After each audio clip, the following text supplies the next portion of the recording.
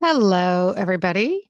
Here we are for another interview from another guest who, well, actually, she found us through a coworker who was also adopted and listened to the podcast and was told you should listen to this. So then she reached out to be on, and here we are, Faith Brady coming from Mississippi. Good morning, Faith. Good morning. Good morning. Hi. It's so nice to see y'all. It's nice to see you. So we're going to kind of dive in from the beginning. Tell us your story. So I was placed for adoption in June of 1969 in Oklahoma City, Oklahoma. My adopted family was in the military. My parents had been married for 10 years and were unable to have children. So that's kind of where I got my name. They had faith that God was going to give them a child. And after 10 years, I showed up. From what I understand, I was in foster care for a month. And then my parents adopted me at about 30 days. So I was adopted the same day that we landed on the moon. So I always say my parents really do love me to the moon and back. Yeah. I never wanted to find my adopted family. You mean your birth family? My birth family. I'm sorry. Never really had any desire. And I know a lot of adoptees say that, and in the back of their mind, they're kind of like, but if it really happens, it would be fine. I really didn't. My mother had worked, with a lady who at one point, a private investigator had come to their work and had said, did you place a daughter for adoption back in World War II? And she said, yes. And he said, well, she has found you. In your older age, she wants to take care of you and, would like to have communication. And she said, absolutely not. Nobody in my family knows I placed a child up for adoption. My husband doesn't even know. He came back from the war. We got married. We have kids. Tell her you didn't find me. And so always in the back of my mind, I had that fear that, they have their own life. My biological mother had done what she did and had moved on with her life. And I didn't want to upset her life. Didn't need her upsetting mine. So I really had no desire. Then, I had some health issues come up. I found out I had a bad mitral valve and needed to have. And when was that? 2015. So you really went all those years. Yes, all those years. No, my mother had told me at one point, if you ever want to know, we'll help you find. Like, okay, it's not a big deal. And actually, while I was pregnant with my first child, I had some high blood pressure issues. And my mother, she said she called the Oklahoma City Department of Human Services and found out that there was heart disease in my family. And I was like, how do you just call and find this out? But I didn't question her. I was like, okay, whatever. It happened again with my second child. And then in 2015, I had to have open heart surgery. And so that really concerned me because they said I had either had to have had scarlet fever or this had to be genetic for this problem to have occurred. And I said, okay, well, I'm going to do Ancestry just to find out, medical history. And I have a younger brother, he's 3.5 years younger, that he was also adopted from another family. And he had always wanted to know, how tall is my dad? Was my dad athletic? Because my brother's tall. He was very athletic, and my mom was like, we just don't know, And so after, we got into our 40s, he started asking me, how would I find? And I said, I have no idea. I don't know how to do that, So anyway, I did Ancestry. And when I did that, my mother actually decided to go ahead and give my brother and I our adoption papers. And it's interesting, not to interrupt, that your mother was more let me give you this or offer this, and you're like, no, it's okay. Right. And it's a different. I honestly thought she didn't know anything, but there was one point, my husband was in the military, as well as my father. And so he was deployed to Saudi Arabia back in the early 90s. And I went home to live with my parents because we were living in Indiana. I was far away from home and young. I was only 21. And so I had this dream that I got a certified letter in the mail, and it said that my adoption was never finished, that my mother had never signed the papers, that I was going to have to go back and live with her. And so I'll never forget standing at the washer and dryer. My mom's, we're folding clothes and I'm telling her this story. And she looks at me and says, I wouldn't put it past her, and walked out of the room. And I'm thinking, you've told me you have no idea who this is. I don't understand. Is this? And so then I started thinking, maybe this is a family friend or, something. And so I never said anything else about it. We went on our way. But Ancestry connected me with a first cousin. And so I, told her my situation, and she responded back and said, every woman in your family has died before they turned 60 from heart disease. And I said, you're kidding me. She said, wow. Yes. She said, all of your mother, all of her sisters, your grandmother, everyone has had heart disease. Wow. And I said, okay, I have 2 girls. They need to go to get checked. Yeah. And one of them has the same mitral valve problem that I have. And the other one so far doesn't have any issues. So that was a shocker to me at 49, 50, whatever. I don't remember. And are there preventative measures that your daughter can take? She just has to stay on, has to be checked by a cardiologist pretty regularly just to see how it's progressing. And there are some things that you can do, but it's eventually going to go bad like mine did. And I had a lot of complications afterwards. I had a heart attack. I had a stroke. I got a blood infection, just all kinds of sort of things. But through the Ancestry and talking to this cousin about, I guess it was 2020, Easter of 2020, I pulled up my Ancestry, and this person said, I know you think your father's last name was whatever. She said, but it's not. It's Godfrey, and you're my half sister. I had never, you think about your biological mother. I really didn't, I figured it was a one-night stand or something like that. So I never even considered having siblings, that just blew my mind, even though my brother, when he got his adoption papers from my parents, he called me and we talked about it. And I looked on the internet. We found out his parents were married when he was placed for adoption. He had 9 brothers and sisters. Wow. He was the baby. He was the only one put up for adoption. He was the only one. They were in the process of getting a divorce. She never told her husband that she was pregnant. And then when he was born, she placed him for adoption. So he was like, my parents' names are the same. And, and I said, well, let me check. And so we looked at, where they were. He actually went and knocked on the door because he only lived about an hour away from where they were from. And he knocked on the door, and his nephew opened up the door, and he said, I'm Jerry, and I think my brother is Glenn. And he said, well, hold on, wait a second. Called his dad, and they just went crazy. We found the baby. We found the baby. So they all knew. They knew there was a baby. They all knew that there was a baby because they were much older. I mean, he was 47 when he found them. Wow. And one of the sisters had already passed away. She was so much older. But they were from different fathers, but he has one full blood brother that he's now very, very close to. And he's always wanted a brother. So that was, so knowing that he had found, I'm sorry. Oh yeah, go ahead. No, I was just going to say, yeah, great. I want to hear, I wanted to know about your adoption papers though, because you said your mom. She gave them to me and, it had my mother's name on it.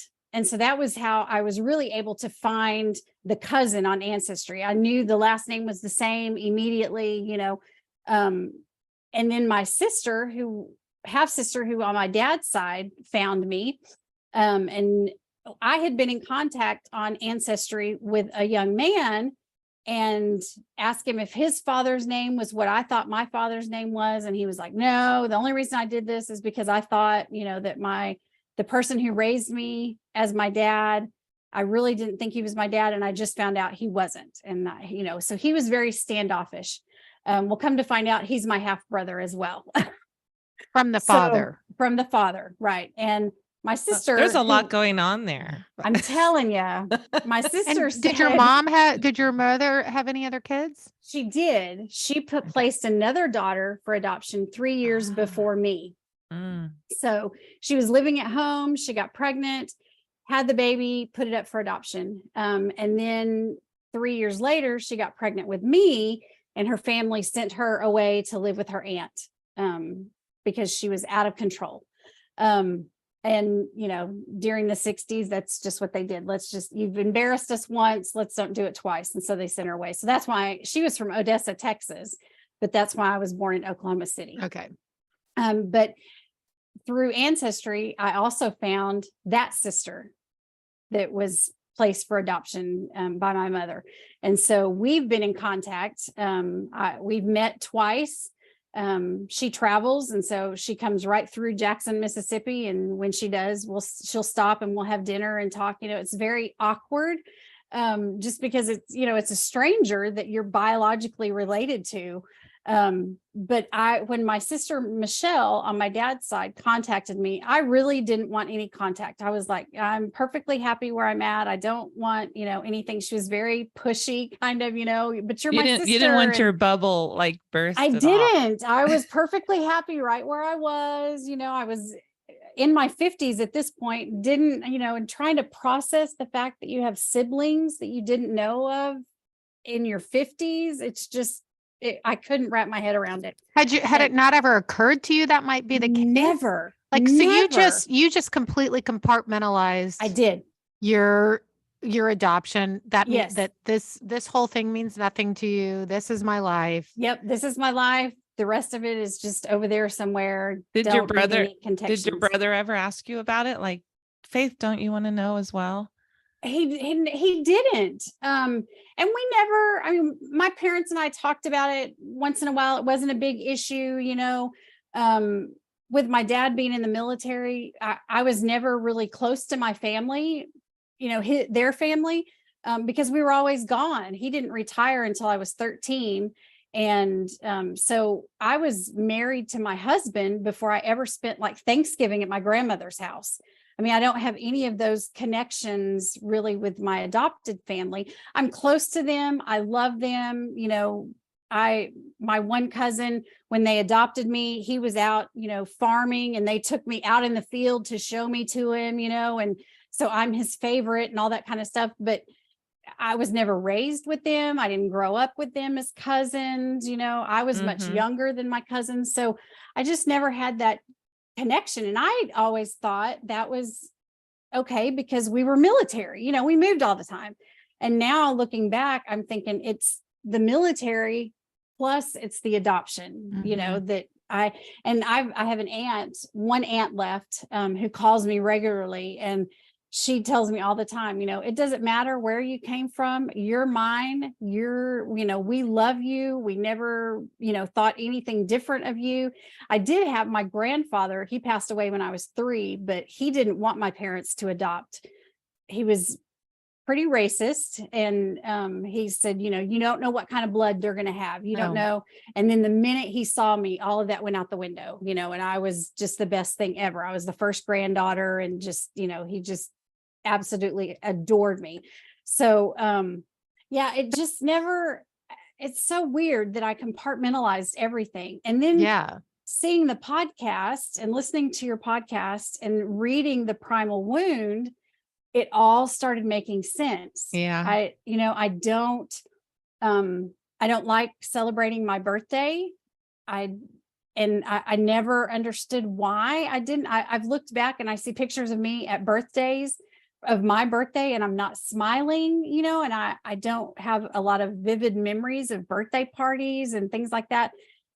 And I realized, oh my gosh, that's what it is. It's the whole primal wound that I have been, harboring this whole time and had no clue, because I had nobody to talk to about it besides my brother. I didn't really know any other people that were adopted. But I have been in contact with, my mother got married, my biological mother got married, and she was a stepmother to 2 children. And I've contacted the daughter, and I told her, I got her name from the cousin on Ancestry. And I said, I just want to know about her. You lived with her as a child and as a preteen, and what was she like as a mother? And she said, do you really want to know? And I said, yes. I wouldn't have asked. I didn't want to know. She was bipolar. She had some pretty severe mental issues. And she said she told me that she had placed 2 girls for adoption. And her greatest wish is that you both had good families. But she knew she was never supposed to be your mother. She was not supposed to raise you. She was not mentally capable of doing that. And eventually, this stepsister, I guess, her father divorced her because of her mental health. He just couldn't deal with the highs and lows and that kind of stuff. It was it was so unchecked back then, mental health. Yes, it was. And she even told me, she said, I can remember taking her to the doctor for her to get medicine, and they would just blow her off because in her records it said she was bipolar. And I thought, how sad, and she said, well, we honestly think I'd seen her obituary on newspapers.com and had tried to find, like where she was buried. And all it said is she had died alone in her apartment. And I thought, how sad that she was, all by herself. Well, they think she probably committed suicide, that it just got so bad that she had did. But she told me things that, you don't realize. It's all that nurture versus nature thing. She said, your mother had gastric bypass back in the early 80s when they first started doing it. I had gastric bypass in 2010. She said, your mother loved holidays. She celebrated all the holidays. Well, even at work, I work at a hospital, but during Christmas, my husband and I wear a different Christmas hat every day in December to work. Easter, I have an Easter shirt that I wear. St. Patrick's Day, I don't really decorate at home because we have been living in an RV full time.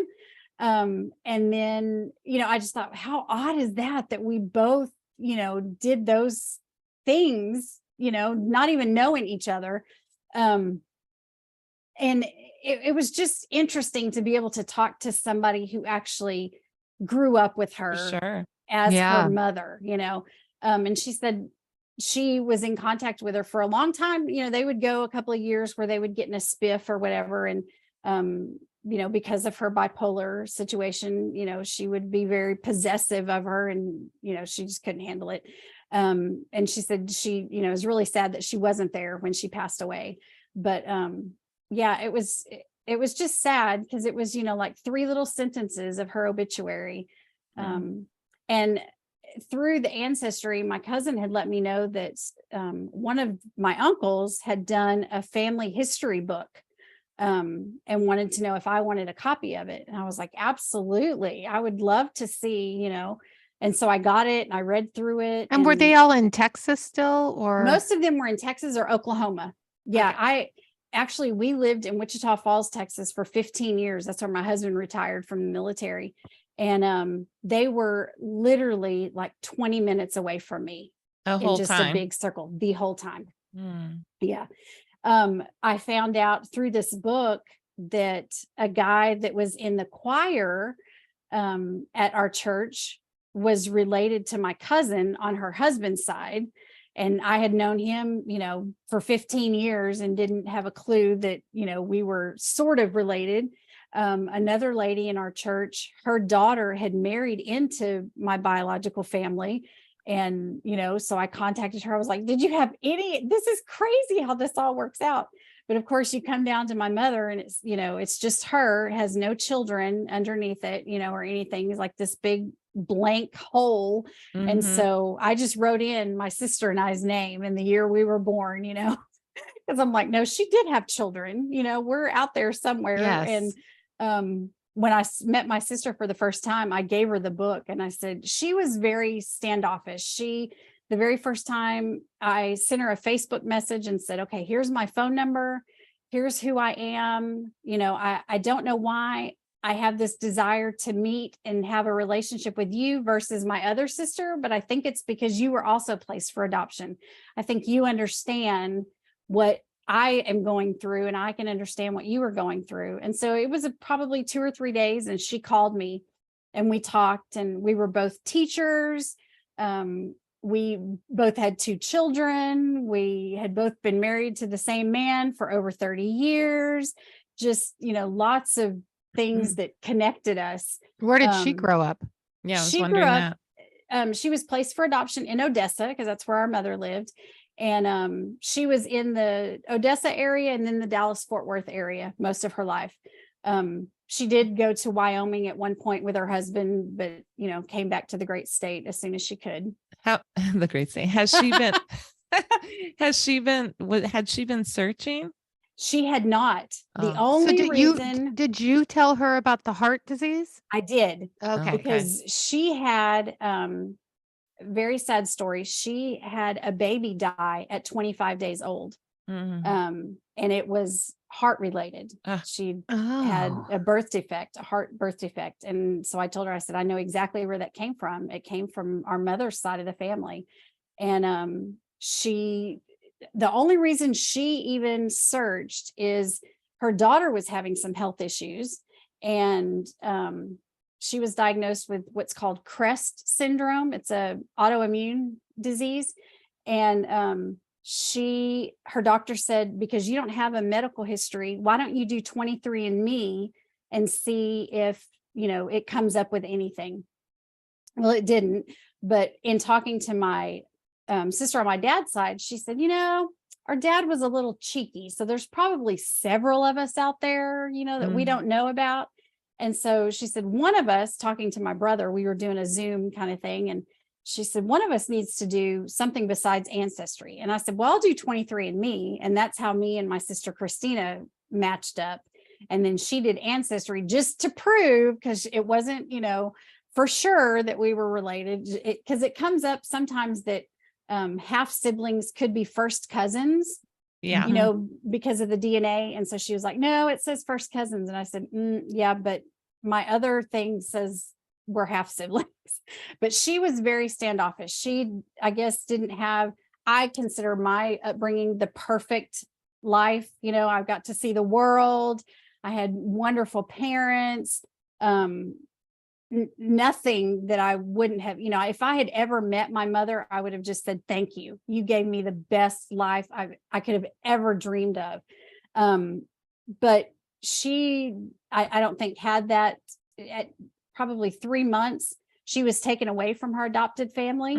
Her skull had fused. And so the state came in and took her away and went and did the surgery. And then they got her back 9 months later, but they took her because they said they didn't think she would survive the surgery. And so not to let them get attached, I guess, or something. Oh my gosh.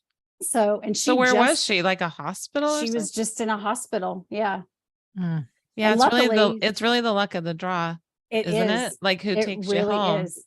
I mean, and she also has an adopted brother from another family. But she was like, I can't do any more dysfunction. I just can't do it. And I said, listen, I completely understand where you're coming from, because I didn't want anything to do with my other sister to begin with either. It takes a lot to wrap your head around this.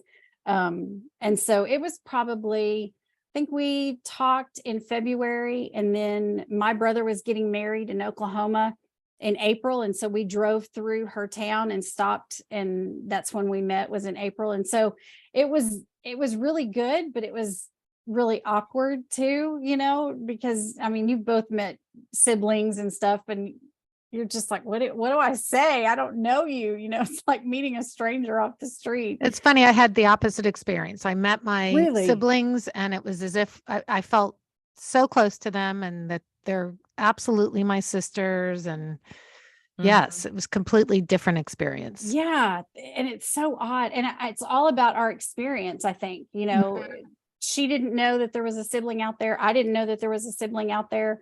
And also things will change with time. I haven't met siblings. Yes. I haven't met siblings, just cousins, but I'm very close to them now, but it took time. It does. But right away it was connecting for me. Yeah. Like I didn't want it to be, I was more like you, like, whatever. And I was very like, I was overwhelmed with the connection actually. Yes. But you're also meeting her when she's very standoffish too. Right. Right. But, I would sit and look at her and go, okay, those aren't my teeth. Let me look at your ears, trying to find. So we kind of keep leaving this whole point. Yes. Going back to the adoption papers and your adoptive mother and what she knew, it sounds like she knew more than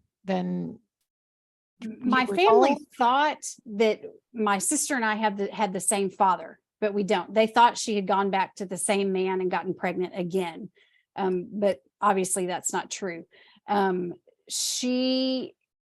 don't know how much she knew, except that, she had 2 girls and, they were just gone after she had them. I don't know that she ever held us. I don't know that. I was thinking about your biological mother. I'm sure just even having her stepdaughter, it had to bring up so much trauma for her, giving away 2 children. I mean, come on. It's and that had to be, a lot of, I'm sure she had some issues with bipolar before, but I can imagine that just exacerbated it. And how your stepsister said something along the lines of she would try to smother her or get too close. Right. I mean, that's got to be a lot of transference there. Yes, a lot. Makes me sad. It does make me sad. It makes me very sad. The first time I ever saw a picture of her, I was like, I don't look anything like her. That's so weird. Then I started looking at pictures of her sisters, and I'm the spitting image of one of her sisters. I mean, I was convinced that was my biological mother when I was looking, at the family. I was like, oh, that's got to be it, because she looks just like my senior high school. And pictures. They've all passed away because of the heart. They've all passed away. Yep. Wow. What? Yep. And I have one more thing I want to get back to. What about when you read The Primal Wound and such? Besides the fact with your birthday, did you relate to any of the kind of, in relationships or feelings of not, what are some of those? I mean, for the longest time, I thought, I don't have any very close girlfriends. And I've never had that, but I always thought, well, that's because you were in the military and you just never, you moved every 2 years. So you didn't get connected to anybody. And then I realized, okay, that's not all that it is. It's that whole primal wound thing that I just don't get attached to anybody. I think for fear of being let go, my husband, we have known each other since we were in 6th grade. But I think, I used to have dreams all the time when we first got married. I would have dreams that he had left me, and he was always the one in high school that had long-term relationships. He didn't just date every other girl. It was these long, and I don't know, that had to be, from the primal wound, that whole relationship thing that I just never had that connection to. And I find it funny that I hear a lot of people on your podcast say that and especially you two, when you had children, it was just overwhelming. And I don't want my children to hear this, but it wasn't for me. I mean, I can remember asking my mom, when do you ever feel like they're really yours? She doesn't feel like she's even mine, even though I carried her for 9 months. And my mom said, the first time she gets sick and there's no place that she can go to except to you, that's when you're going to know that she's yours.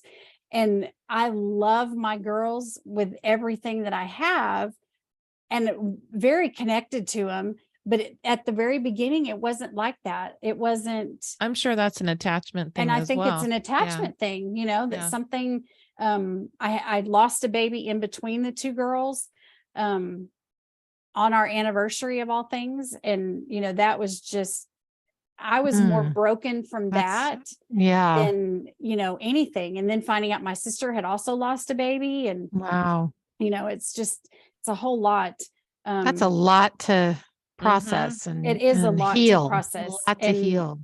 And my mother and I, my adopted mother, are so bonded. And when I was in college, I could just think, okay, I really need my mom to call me. Because, it was the days of long distance phone calls, and I couldn't call outside of my dorm room, long distance. And so I would just, oh, Mom, I really need you to call me. And within an hour, she would call do you need something? I mean, I just knew her that well, and she knew me that well. It was just, we were completely bonded together as if she were, my biological mother.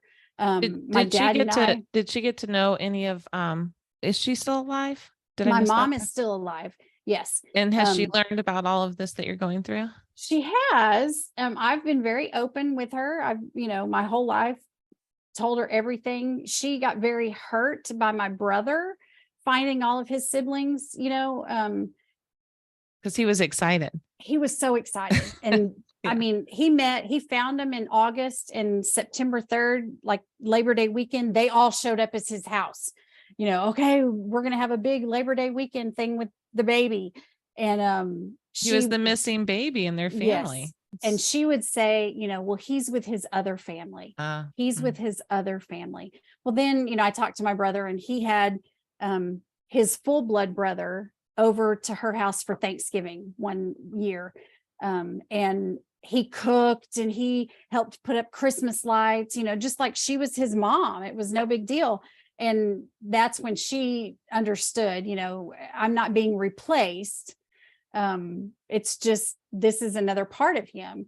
So she never asks any questions, but I always tell her, well, I talked to Michelle this week, or I talked to Christina, or Christina came by, her and her husband on their way to Atlanta. And, and so I just keep her connected, whether she wants to or not. It might be good. I gave my adoptive mom the primal wound so that she could kind of understand, or I pass on. There was a New Yorker article recently. Oh yeah. The adoptee's perspective. So I send that to her to try to help her understand. Right. So wait, your father, right. We've just lost track of that. What? He also passed away. Oh, okay. So you never did get to meet him. I never met either one of them. Too bad. And getting to meet my sister from his side, I got to learn a lot about him. And it was one of those awkward meetings where her mother was sitting at the restaurant with us, who she had divorced him because he was very cheeky. And so, I felt kind of awkward talking about him in front of her. But at one point she said, well, that's why I divorced him, And when you put birthdays together, there were 3 women pregnant at the same time. He was cheeky. Yeah. He was also in the Air Force. Like. Yeah. Right. But he died of diabetes and alcoholism. So he's been gone several years as well. With your mother, it was not a relationship. It was just sort of. I don't think so. I think it was just, he was in the Air Force, stationed there. That crazy, all your military connections. I know. With your birth father, your father, and your husband. Interesting. It's so much. So you have 2 siblings through him. 2 that I know of. Actually, there's 3 that we know of. We've lost Michelle. My sister has lost contact with the other one. She actually knew her growing up. But she was into drugs and things, I think. And so she's lost contact with her. And then just 1 on my mother's side that I know of. Yes. But your father's daughter, your sister. Yes. You're in touch with her and you see her, and do you feel like you're getting close? I do feel like we're getting close. Yeah. When I saw her last summer, she lives in Pennsylvania, so she's not close, physically to me.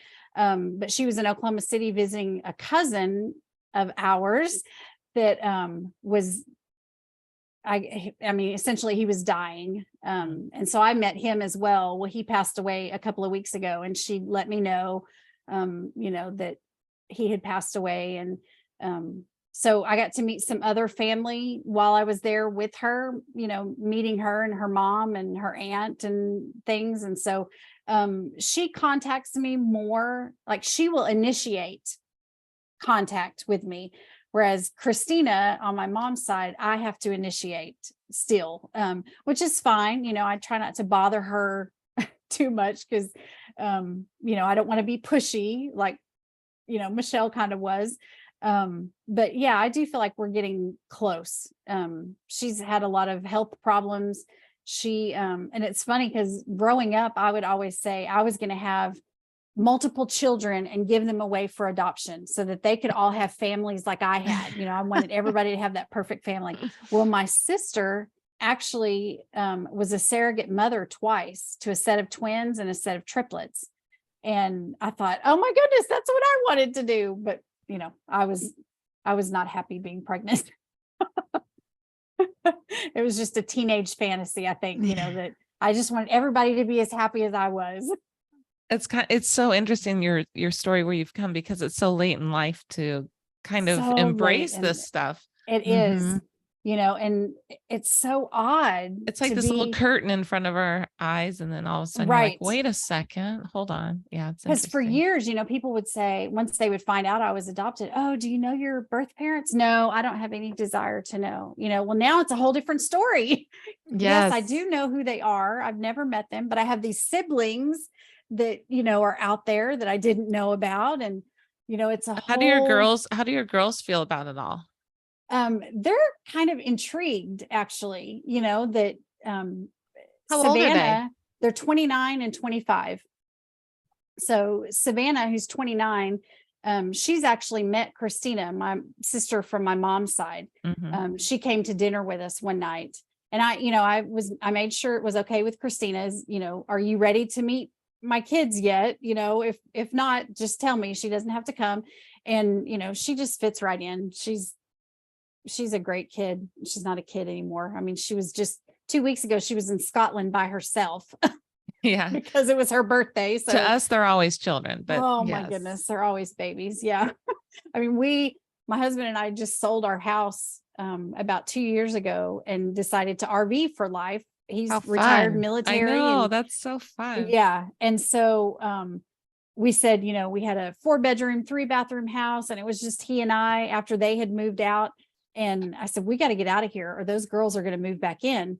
Well, we had a hailstorm back in March and it destroyed our RV. And so now we're living with our oldest daughter in her apartment in Jackson. And she's the irony. Oh, the irony. How funny that is. And she's like, when are they leaving? Exactly.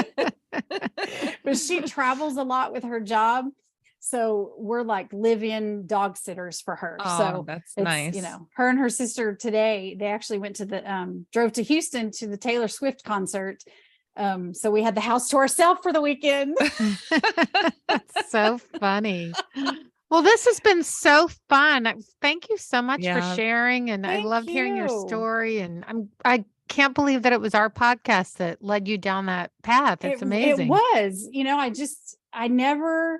I never thought about looking.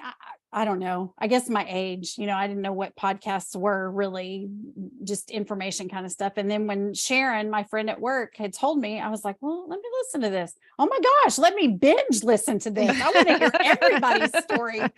And, I kept listening. I was like, I've never heard anybody say that they were adopted into a military family, and had that military connection or disconnection with people, and then the adoption disconnection with people. It's kind of multiplied in my life. I have some military friends, and there is kind of that. It's very similar. So you think, oh, it's just the military, right?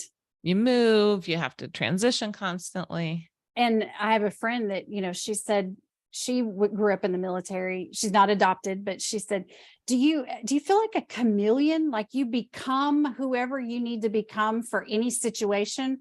I said, oh my gosh, every single day, okay, how do I dress for this situation? Do I want to look like, I don't know who I am, it's just, I'm whoever I need to be in a certain situation. And that's, from the military, I think, and also from being adopted. I just, for years didn't know who I was. Same. And I think you with your protection, I think that was protection, how you didn't want to know more, that's protection. Like, I think so too. I'm in my lane. I'm doing well. I don't need anybody. Everything's great. I don't need that was kind of me too. Don't pop my bubble because my bubble's comfortable. Yeah. Bubbles can be very comfortable, right? But very limiting. Yeah. My brother, he met both of his parents. His dad didn't know that he had been put up for adoption. He said, if I'd have known, I would have kept you. He's now in his father's will. Send wait. us your brother's, maybe your brother wants to be on the podcast. I should tell him. Yes. I'm Don't gonna tell let him listen to don't tell this. us his story. Let him tell Yeah. us his story. He probably wouldn't ever do it, but it's so unique to have so many siblings, and you know, they Yes. all know and nobody knew. For some reason, I got into my head, you know, I don't know a lot of the things that I was told, if I made them up to satisfy my own story. But I thought that my mother had told me once that she thought he had 3 or 4 siblings, and that maybe his mother had been a prostitute. Oh, I don't know where I got that, you know. That's what I have, demonizing the birth mother from the 60s. Yeah, you know, and she might have been shaming. told that. She might have been told that. So she might have. And You know. I don't, you know, reading my adoption papers, I don't remember any identifying information except her name. And That's a pretty identifying information. it really is. But I don't remember her saying, you know, how old she was or the situation or anything like that. And my dog ate the papers, like at one Come point. on. I left, you know, my dog. Oh my gosh. Not the one that I have now, but she's a Labrador retriever, and she was very attached to me. And when I left her, she would grab things off the counter and eat stuff. And she ate my adoption papers. Oh my gosh. of all things. I know. That is just a couple of ironic twists in your story, Faith. exactly. Well, keep irony everywhere. Will you keep us up to date how it goes with everything, and will. also your health? I mean, this is Yes. I'm the so reason glad you came caught to all that. this. And Yeah. I am too, because when I turned 50, my doctor had told me at 46, he said, if we don't fix this now, you have 4 to 5 years to live. So when Oh, I turned gosh. 50, I was like, I did it. I made it to 50. And so Yeah, that's something to celebrate. right. And my biological mother actually died when she was 54, and I turned Oh. 54 this year. So I will have outlived her and outlived, you know, a lot of my aunts who died young because of it, you know. Well, we hope And you live a very, very long life. You're wonderful. I am taking Yes. action to do that. I have taken control of my health. I've gone to see a functional medicine doctor. Oh, and good. Yeah. I'm, you know, I just said, I'm tired of living like I'm a heart attack waiting to happen. yes, you know? good. So it's Good. I'm It's so been a glad to lot, hear it. but it's been, you know, it's getting so much better. So, and being able to tell my girls and to tell both of my sisters, you know, and especially the one sister, be careful and let your daughter know this is Yes. something we need to be aware of, and we need to constantly, you know, be vigilant about. This is another layer of adoption, you know, losing who you are in the closed adoption process. Right. Because I've Mhm. always These things can be hated life-threatening. Yes. the fact that adoptees don't know their medical history, you know.